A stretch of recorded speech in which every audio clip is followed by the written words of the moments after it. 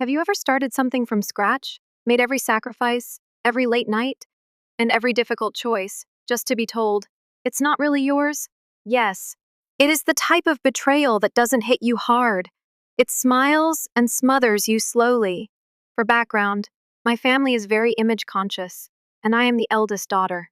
Imagine glitzy holiday greetings, brunches at country clubs, and a great deal of emotional suppression.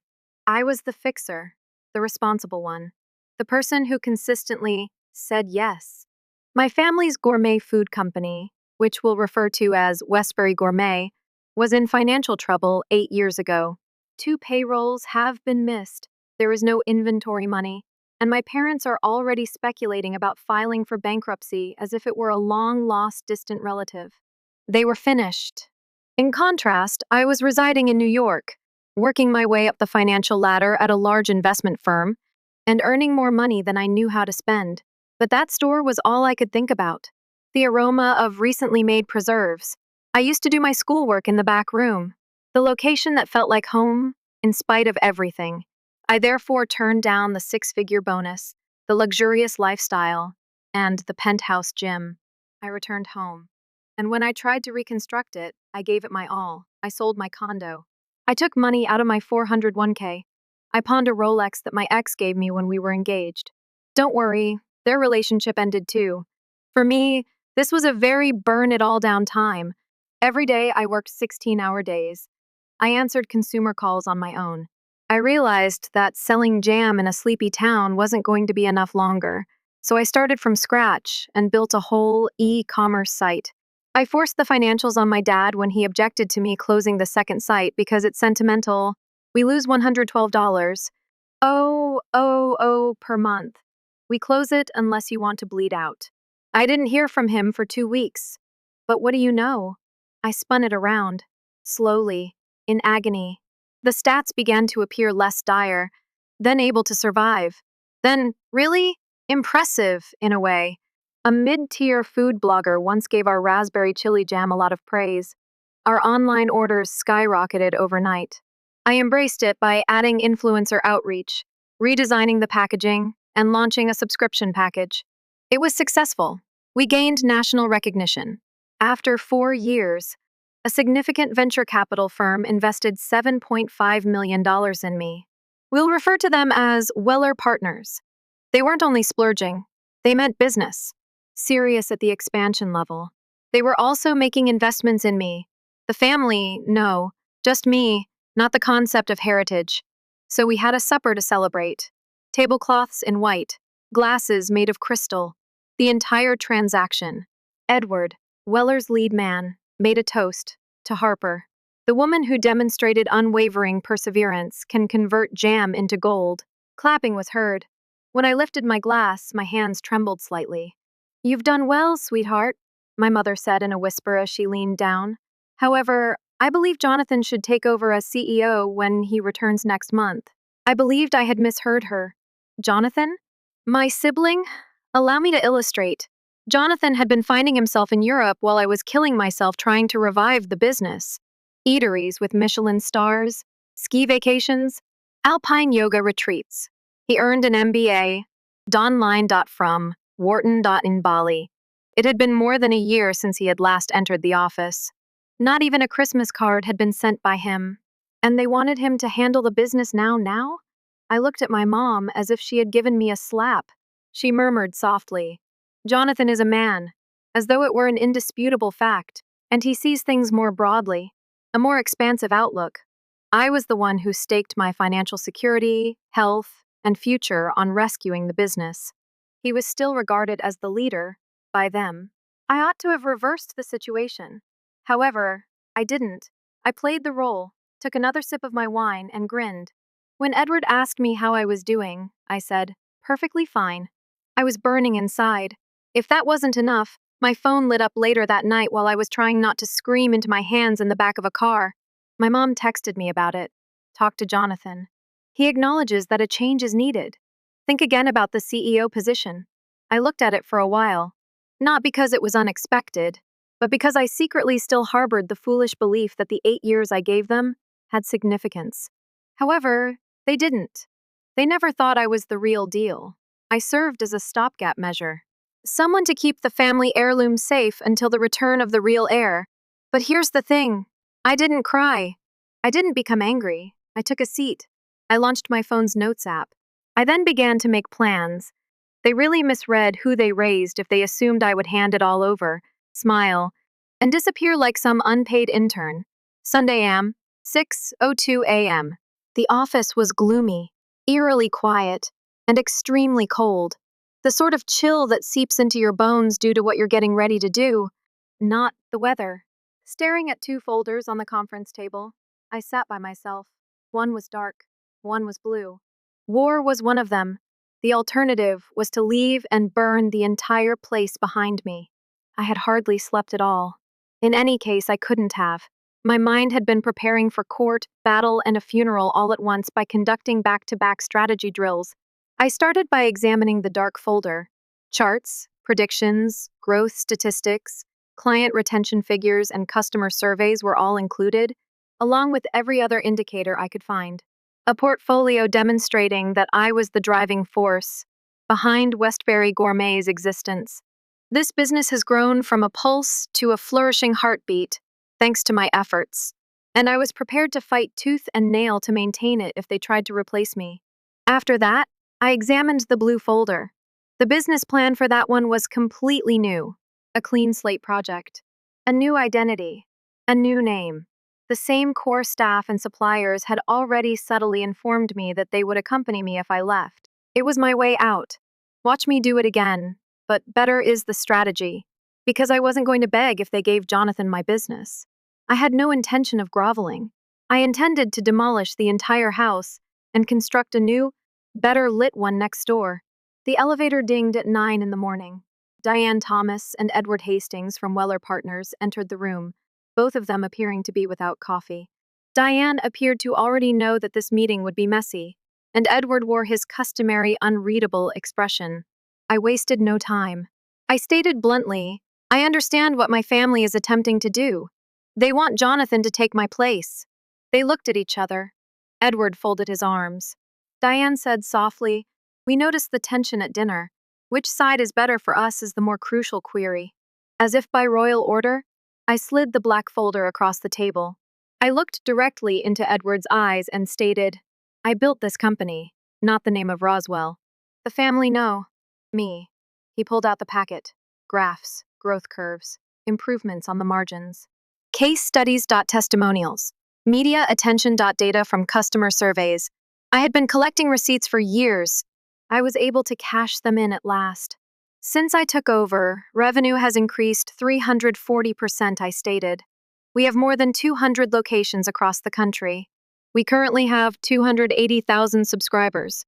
From closing the second store to developing the e-commerce platform to negotiating every significant agreement, I personally made all of the strategic choices. I stopped. After that, I took out a blank piece of printer paper and also slid it over the table. A list of Jonathan's contributions is provided here. In fact, Diane snorted. It's deserted. Exactly. I let the silence to linger. Edward turned to the final few pages. So, what happens if the family objects and we support you? I was not blinking. The blue folder slipped ahead. This is what takes place. A comprehensive transition strategy is included. New name for the brand. New packaging for the product. Arrangements with pre-approved vendors. The top 10 employees' NDA-signed pledges. Even website prototypes that have already been created. Diane's eyes grew wide. This has been in the works for a long time, I stated. I intended it as a contingency expansion. But now, it's simply the next step. Edward reclined. You understand that going with you won't only cause animosity. They will be disowned by you. I turned to face my hands. The moment they chose him over me, they disowned me already. A long silence. Edward then shut the blue folder. Silently, he murmured, We're with you. I let out a breath for the first time in 48 hours. I sat by myself in my office once more that evening. Only the metropolitan skyline shining through the windows was illuminated. I poured a glass of wine for myself and gazed at the skyline. They would lose everything, including me, if they continued to try to eject me tomorrow. I reflected on the first time I entered that store. The quiet. My parents' eyes were filled with despair. The fact that they were already lamenting something for which I hadn't even begun to fight.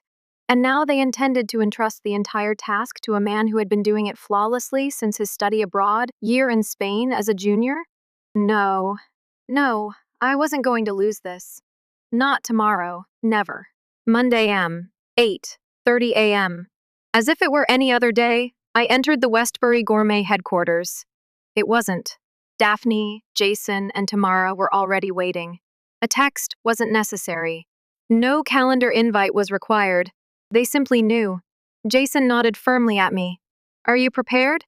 Yes, I was. At least I was no longer afraid. That is significant. I turned to face my team, the three individuals who had been with me from the beginning. Our supply chain had once been completely reconstructed in 3 days by Tamara, our math whiz. Head of marketing Daphne was so good at telling brand stories that she actually cold emailed a culinary editor to get us published in Bon Appetit. As if he had been born in a shipping warehouse, Jason managed operations. Dependable, rooted, and devoted. They were more than just workers. In that building, they were the last remaining members of my actual family. I heard the elevator ding at 8:45, and there they were. My parents dressed as though they were going to make a real estate transaction. Jonathan was strolling 2 steps behind them, wearing a brand new blue suit that he most likely bought specifically for this meeting.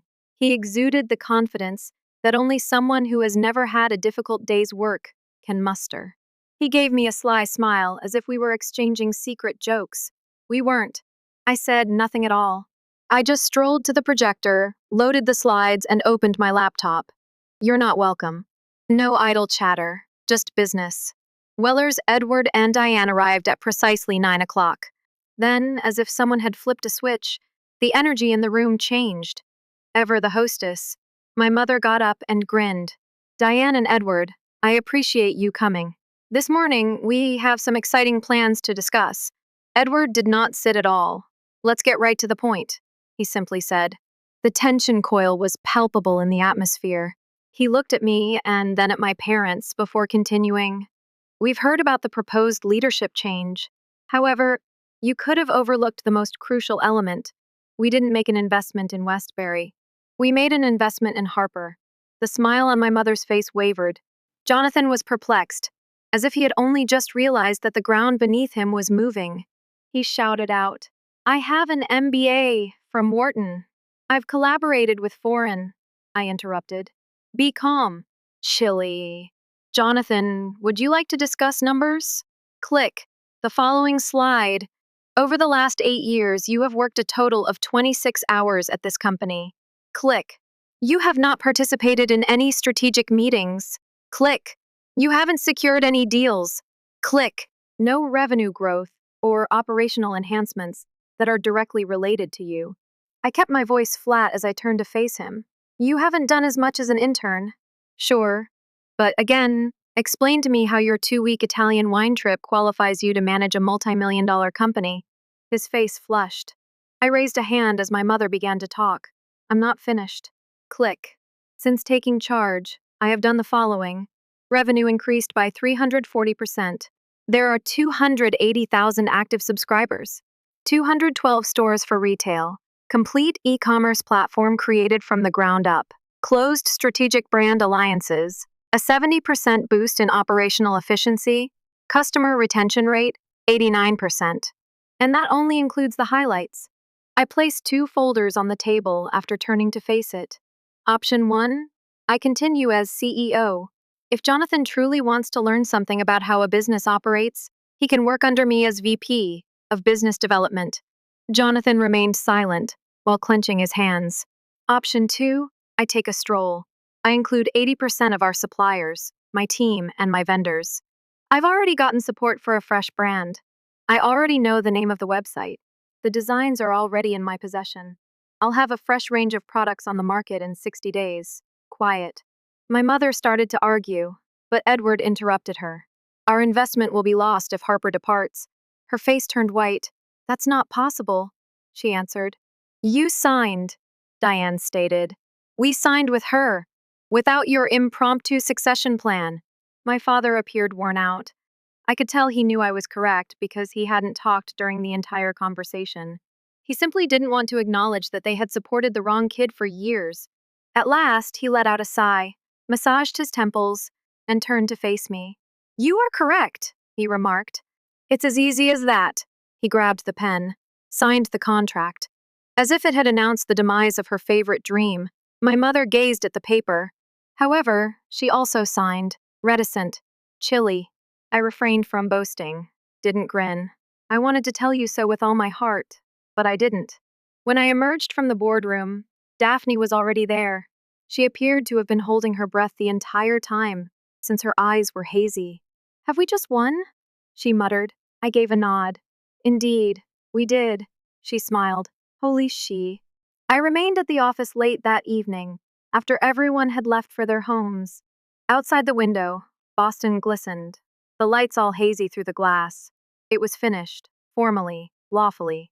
On an emotional level, I owned the business. The relief, however, was not what caught me off guard. The melancholy that followed was strange and hollow, because I didn't feel like I had one. I was exhausted. It was as if I had been wielding a sword for so long that I had forgotten what it was like to relax. It was 6 months later. You would think that with all that transpired in that boardroom, I would feel like I've finally won, confirmed, honored, perhaps safe. However, what is the reality? I didn't think I had won. I thought I had made it through. On paper, of course, everything was better than before. Projections were being crushed by Westbury Gourmet. In 6 months, revenue had increased by 50%. The number of our subscribers surpassed 300. We started at more than 350 outlets around the country. Like clockwork, press coverage was coming in. Nevertheless, I could still sense it whenever I entered a meeting. That question that keeps coming up, is she truly supposed to be here? Or is this only a short-term situation, until his next return? Because my family hadn't dried the ink on the agreement. Eventually, my father came to terms with reality. Without much fanfare, quietly, he ceased attempting to advise me, stopped making corrections to my meeting decisions.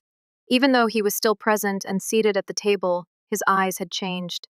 He appeared to have run out of excuses after realizing he had been betting on the incorrect horse for 20 years. But my mom? A different tale. She was unable to conceal it in either her eyes or voice. Every conversation in the boardroom was recorded, official, no birthday texts. I was now Miss Westbury rather than Harper. No invitations to Sunday supper. No, how are you? Simply put, when is the next quarterly review? What about Jonathan? Oh, I was loathed by Jonathan. He didn't even act that way. He made every effort to establish himself after being thrown into the position of VP of Business Development, which we created to keep him close yet apart. Expansion plans that would have been more appropriate for a science fiction film than a corporate strategy document, outrageous marketing pitches, and expensive consultants. At one point, he proposed establishing upscale jam lounges in Dubai. I wish I had been kidding. I would ask him the same straightforward question each time he made a pitch. Do you have evidence to back that up? And each and every time, quiet, or a string of meaningless words. The room's silence would eventually speak for itself. Later, he began to miss meetings. During a late-night budgeting session, Tamara said it best. He is cosplaying as a CEO. The task is being done by you. I didn't expel him, though. I had the option. However, I didn't. I secretly hoped he would see what it truly took, to experience its weight, the seclusion, the price. However, he didn't. He simply accused me of making things difficult. When you eventually win what you fought for, there's something that nobody really talks about. In reality, you don't find tranquility. Distance is granted to you. I no longer attended family gatherings. Nobody questioned why. My mom used to phone me once a week to check in. They also halted. I initially convinced myself that I was okay with it, that this was simply the cost of my own decision. However, on other evenings, I would catch myself looking at my phone, half expecting it to change. It didn't. Daphne took note. She did, of course. Around 9:00 p.m. one evening, she entered my office holding 2 coffee mugs. She sat across from me, put one down, and simply gazed at me. Not like a worker, not as if they owed me anything. Simply put, human. Are you happy? Softly, she asked. I chuckled. Dry. Empty. With what? She gave a shrug. With evidence. With enduring it. I watched Boston blink in the dark as I gazed out the window. When I did say something, it was quietly. I no longer have to provide proof. Not to them. A long silence. For a long time, I believed that they would notice me if I put in enough effort and made enough sacrifices. That at last they would say, yeah, but now I see that you deserve this. You will never get that from some folks. They can't, not because you don't deserve it. You must be small for them, that they are not forced to feel inferior. Daphne gave a nod. So let's hope we never need that shit again. We exchanged mugs, silently, no toast. Not a party, just the truth. Jonathan and I met up in the corridor the following day. He hardly gave me a glance, simply continued to walk in silence and stiffness. I'm not sure what I anticipated. An expression of regret? Shaking hands? A reluctant nod? Instead, as he went by, I heard a faint mutter, "You believe that you are superior to all of us." I stopped moving, didn't look back, did not give him a call. I simply stood there and looked at my own image in the glass wall across from me. And perhaps, for the first time, I understood he wasn't totally incorrect. Not because I believed I was superior to them, but because I had at last given up attempting to be someone I wasn't in order to please them. And in my kind of family, the true betrayal is that the last discussion did not take place in a boardroom. It took place in the former shop. The first one. The beginning of it all. When I was younger, I would steal spoonfuls of jam behind the counter. There. I saw my parents quietly age as I became weary of attempting to preserve what they were prepared to let die. My mom came up with the idea. She referred to it as a family talk, as though we hadn't already demolished that idea 6 months prior. I nearly skipped it. However, there was a part of me that needed to see how this concluded, whether it was out of obligation or curiosity. So I came. No cosmetics, no armor. This time there are no slides or folders, only me. Like a child in detention, Jonathan was already there, tapping his fingers on the table. The last time we sat across from one another, my dad appeared to have aged by 10 years. What about my mother? Her flawless lipstick was still on her like war paint. She made no nonsense of it. As if discussing vacation arrangements, she said, "Harper, we've been thinking. Perhaps the organization's leadership structure needs to be reviewed. Something more evenly distributed." I blinked. Then I burst out laughing. Silent, flat astonishment, not a sour laugh. I answered, "You want to go over the agreement again? We're family," she replied without providing a response. Jonathan leaped in. "Your argument has been made. You demonstrated what was required of you. It's time to consider the long term now. Think more broadly," I answered. "You mean, give you more control?" Once more. My mom tried to speak in a softer voice. "Harper, this isn't about power. It's about solidarity. You did a good job. Nobody disputes that." However, calmly, I responded, "But you still don't think I deserve to lead." They didn't respond. It gave me all the information. I got to my feet, not upset, not agitated, just finished. I looked around the store and remarked, "I don't need this." I didn't. All I wanted was to think that we were creating something together. Now I realize that I was merely constructing it for you. Furthermore, you had no intention of giving it to me. I turned to face Jonathan. "I outsmarted you, therefore you didn't lose. You failed to appear until the combat was already ended, which is why you lost." I then turned to face my mom, the woman who taught me how to tie my shoes, how to pretend to be happy at a dinner party, and how to appear as though nothing was wrong. "You have dedicated your entire life to defending a fictitious version of this family." She winced. "Almost. You may continue acting as though I broke it. However, we both know better." I turned to go. However, my father shouted something unexpected just as I was about to enter. "I apologize." I stopped. Not because I thought it would make things better, but because it sounded like he meant it for the first time. I didn't look back. I simply replied, "Me too." After that, I left. I watched the city move that night while sitting on the balcony of my flat. I felt as though I had not won anything. I didn't feel strong or justified. I had not experienced such feeling in a long time. Silence. I sought their praise like air for years. I finally understood that I could breathe without it, as I sat there by myself with a glass of wine and the sound of traffic humming below. That evening, Daphne texted me. Just a brief message, are you all right? I responded by writing, indeed. I suppose I truly am for the first time. The business is still mine. Jonathan is still nothing's vice president. What about my parents? They no longer want to talk.